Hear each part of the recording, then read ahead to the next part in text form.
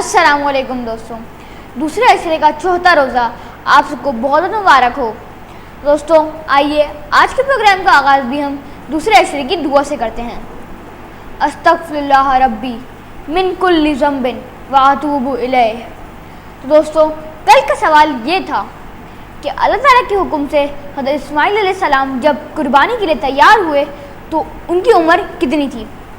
मुझे बहुत खुशी हुई कि बहुत से लोगों ने सही जवाब दिया और उसका जवाब ये था कि जब हज़रत इस्माइल अलैहिस्सलाम कुर्बानी के लिए तैयार हुए तो आप अलैहिस्सलाम की उम्र उस वक्त 13 बरस थी।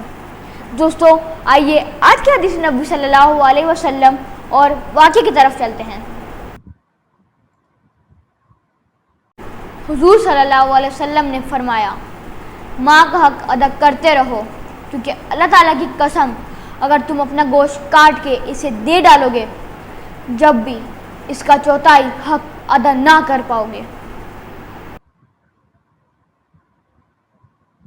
रब्बि इश्रह ली सदरी व यस्सिर ली अमरी वहलुल उक़दतम मिन लिसानी यफ़क़हू क़ौली।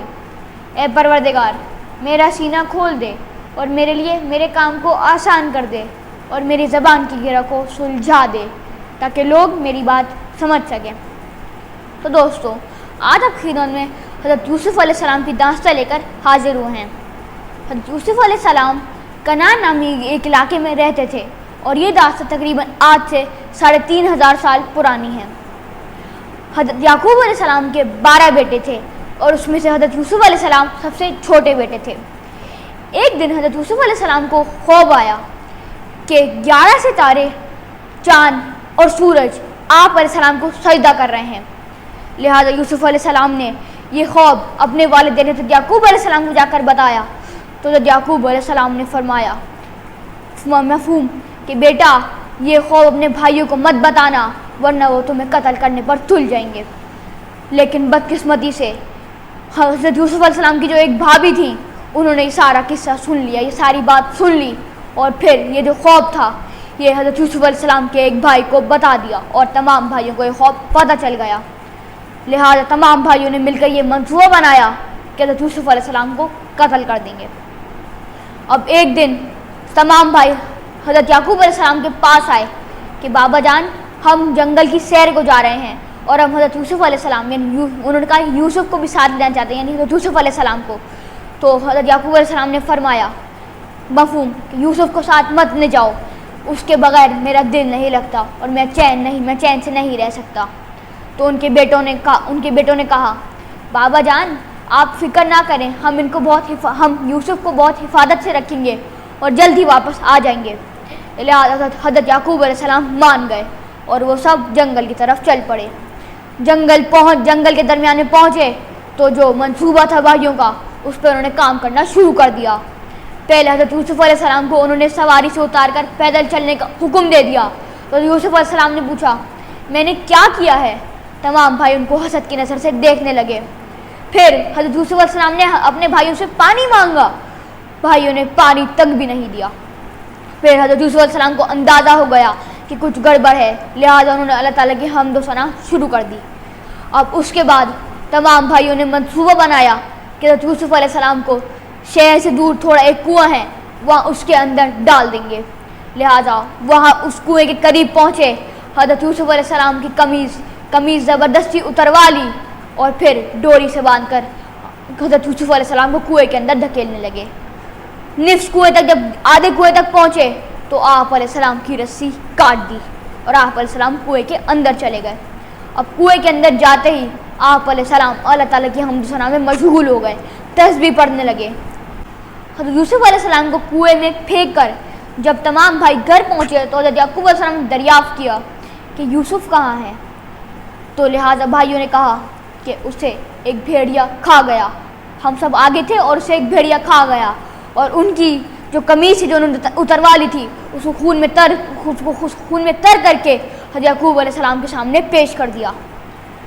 अब उस वक्त हज़रत याकूब अलैहिस्सलाम बहुत ज़्यादा दुखी हो गए, लेकिन फिर उनको अंदाज़ा हुआ कि ये कमीज़ फटी हुई नहीं है, लिहाजा ये तमाम भाई झूठ बोल रहे हैं।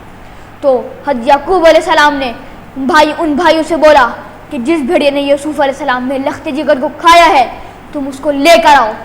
अब भाई तमाम भाई निकले और ये मंसूबा बना लिया कि कोई भी भेड़िया ले जाकर खड़ा कर देंगे, मामला सही हो जाएगा। लिहाजा भाइयों ने एक भेड़िया पकड़ा और हज़रत याकूब अलैहिस्सलाम की खिदमत में हाजिर हो गए। अब हज़रत याकूब अलैहिस्सलाम ने भेड़िए से पूछा मफहूम कि क्या तूने मेरे लख्ते जिगर यानी यूसुफ अलैहिस्सलाम को खाया है? तो भाई समझे कि अब्बू कि यानी उनके वालिद को हज़रत याकूब अलैहिस्सलाम को कोई दुखी सदमा है, इसलिए वो ऐसे सवालात कर रहे हैं।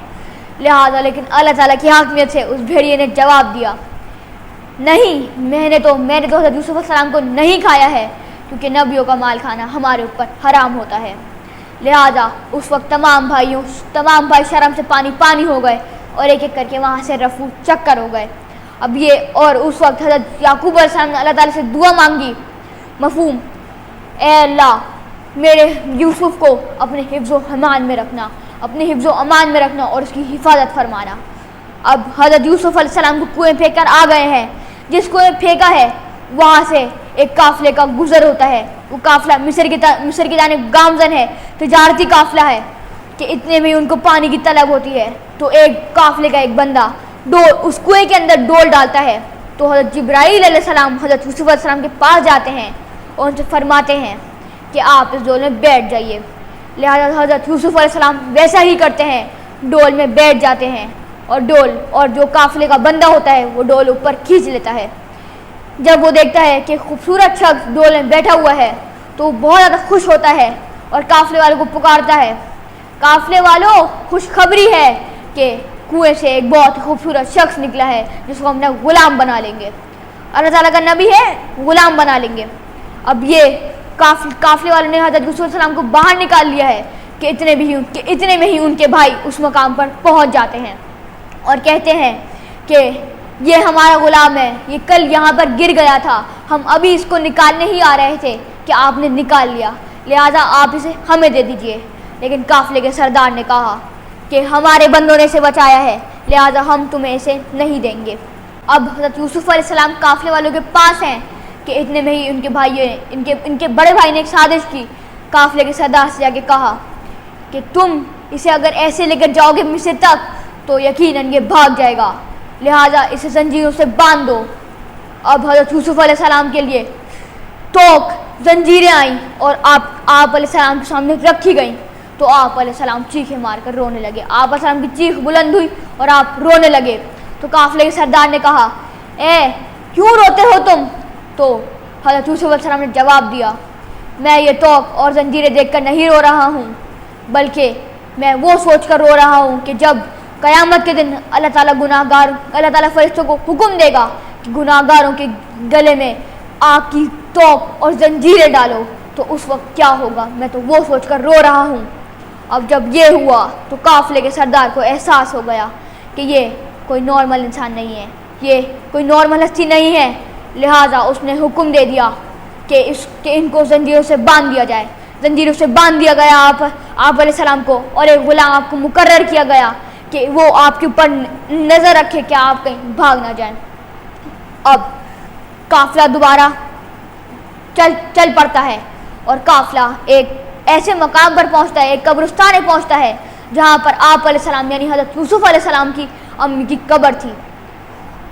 आप अलैहिस्सलाम अपनी अम्मी की मुबारक कब्र को देखकर निहायत दुखी होकर अपनी अम्मी की कब्र पर गिर पड़े। अब सोचे, अंबिया अलैहिस्सलाम मुश्किल वक्त में अपनी अम्मी के पास जा रहे हैं, अपनी अम्मी के कब्र पे जा रहे हैं। और हज़रत मूसा अलैहिस्सलाम का एक वाक़या मुझे याद आता है कि जब हज़रत मूसा अलैहिस्सलाम अपने अम्मी के इंतकाल के बाद कोहे तूर पर गए थे तो एक आवाज़ आई थी, ए मूसा, अब अपने कदम संभाल के रखना, क्योंकि जो पीछे दुआ करने वाले हाथ थे तुम्हारे माँ के, अब वो नहीं रहे हैं। तो सोचें, अंबिया अलैहिस्सलाम को अपनी माँ की ज़रूरत है, माँ की दुआ की ज़रूरत है। तो अब बस अंदाज़ा लगा ले माँ क्या ही हस्ती है।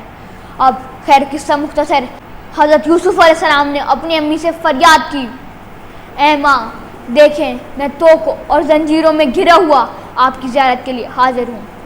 तो कब्र से आवाज़ आई, उनकी माँ ने फरमाया कि ए बेटा, तेरा यह हाल देखकर मेरे दिल के टुकड़े टुकड़े हो गए हैं, और तू सब्र कर, बेशक अल्लाह ताला सब्र करने वालों को अजर देता है।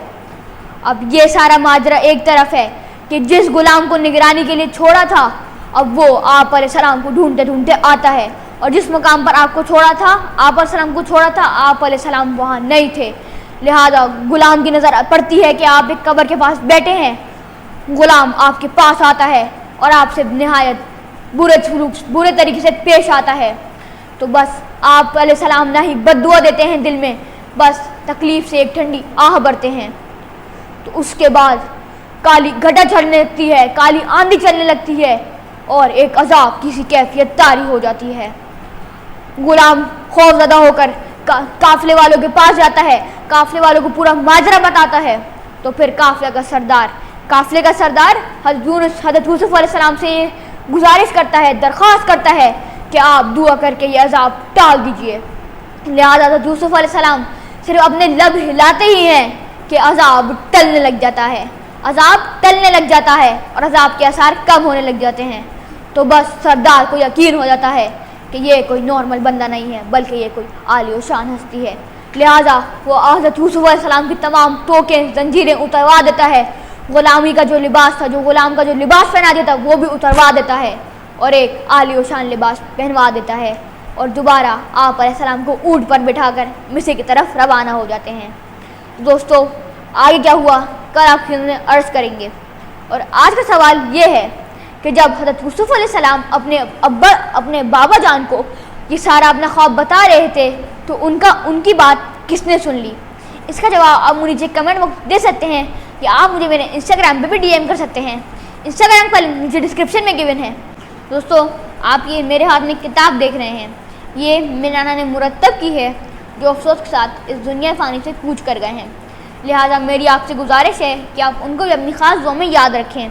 اس کتاب میں کافی ساری مخصوص دعائیں اور نماز کا طریقہ بھی ہے، تو اگر آپ کو چاہیے تو آپ مجھے میرے انسٹاگرام پہ ڈی ایم کر سکتے ہیں اور میں آپ کو یہ ہدیۃ تحفتاً بھجوا دوں گا۔